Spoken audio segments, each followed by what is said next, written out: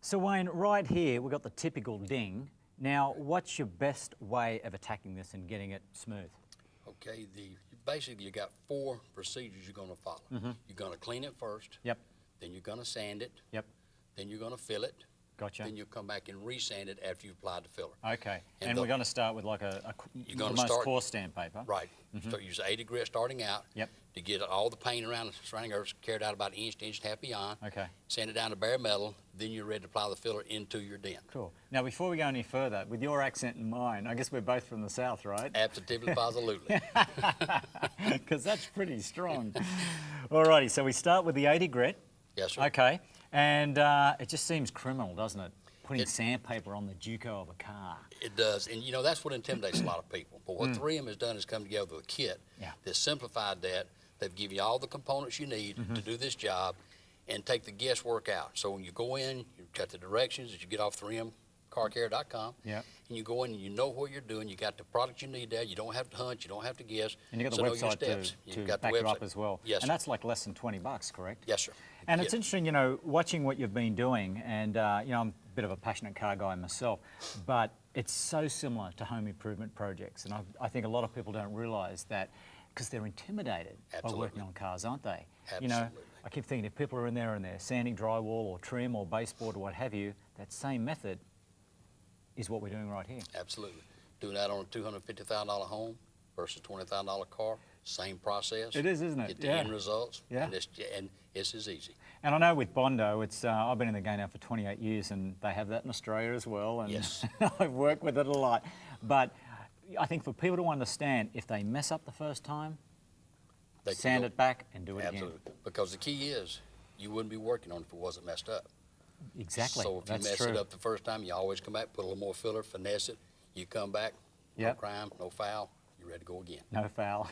And it's all about improving it, right? Absolutely. Alrighty, so let's see your handiwork here, and let's see if you're the real deal, Wayne. Absolutely. Now we've already cleaned the panel, so we're going ahead and take the 80 grit. Okay. And we're going to sand. And as you see, as you're sanding, already you can tell you're cutting around outside or you're getting around your dent. Okay. You just want to continue to do that. You carry it down to your bare metal. Okay. You see the color begins to change. Now, how many coats normally are there on a typical car? You've got the clear coat? You got your primer, sealer, base, and then clear. Okay, so 4 coats. Yes. So you're sanding through 4 coats. Yes. As you can see, you can tell we've got through the clear, we're down to the base, now we get into the primer. Yep. And of course, on the new panel, you've got your E-coat.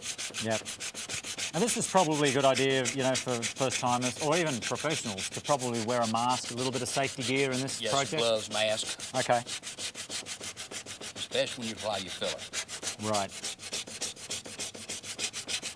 Okay, so there's 4 coats that we've just gone through, and it's great because that really highlights the area that needs to be filled, doesn't it? Yes, you can see as you're going, until you maintain your dent in, you work around the outside where you can blend your filler back in on all the way around. Okay.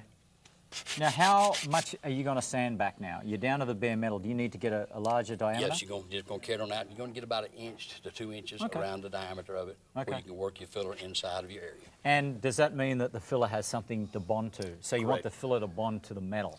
Correct. Not to the paint paint that itself. Mechanical bond. Mechanical bond. Gives you the bite to put it into. It gives you mechanical bond. Gotcha. All right, mate, so that's great. So that's the first step, isn't it? Yes. And what about the middle part? Do you have to kind of sand that out a little bit? Okay, and get that to metal as well. Go down in there as well, correct. Very cool. So that's the first step. Yes, sir. Getting it prepared, getting it sanded, which is sometimes the biggest job out of anything, isn't Absolutely. it? Yeah. Once you get beyond that, the rest of it's easy. Cool. Because that's the intimidating part. Right. So once you get that, you're ready to go. All right, mate. So you've sanded it. You've wiped it down, I see. Correct. And now it's a matter of applying the filler. Correct. Okay, and as we both know, it's got to be really mixed uniformly. Correct. Now, any particular tip here or method when applying it? Like I said, the first coat wants to be a good wet coat, tight coat. Make sure you get it pressed in good. Okay. And when you're saying a wet finish too, it's where you're making good contact all the way around. Makes good contact to the metal, correct. Okay, now this is basically all part of the kit too, isn't it? Correct. Okay. And make sure you put enough filler in the middle so when you sand around the edges, it brings it down even. Okay. Okay, so there we go. And now this... And the smoother you wipe it, the less sanding you have at the end. True, and that's always a good thing, isn't it? Correct. You see a lot of people, they overfill something. They spend the rest of their life sanding it back down. Okay. Now, how long do you think we'll need to wait for that Wait. to dry? Approximately 20 minutes. Okay. And we'll come back and resand with the 80 grit sandpaper. Perfect. Coffee break. Absolutely. Okay. So Wayne, we're sanding it with 80 grit, the Correct. same as you sanded the face of the door. Correct. Okay. And once we get the bulk of this away, do we change the grade? Yes, sir. Once you get it evened out, Yep. get it down level, then you want to change over to a 180 grit. Right. Take the sand scratches from the 80 grit out and feather the exterior edge of your paint there Okay. to where Make it nice things and feathered smooth. in. Okay. And what's the last grit paper that we use? Be a 180 on this, and then you go to the primer and paint, which you can get at your local retail stores. Okay. Get that primer paint, follow their manufacturing instructions on that. Then in the final step of that, once you put your primer on, then you'd come back with your 320. Perfect. Perfect. Okay. Well, let me get sanding. And as you pointed out beforehand too, you don't want to sand too much of the body itself. Correct. You We'll don't keep want to it be doing this. contained in that area. Yeah. Oh, mate, it's bringing back the memories. The smell of Bondo. Smell of dollars.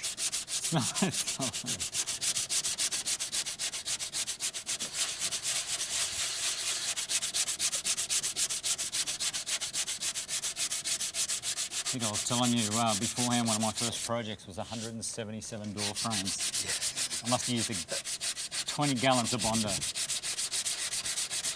Well versed at door frames. Yeah, exactly. Well, that's feeling good. I might, I've got a little bit more of this to go, but again, it's the 80 to the 180. 180, Right. and then it's prime and paint. Prime, 320, then paint. Good stuff. Cool.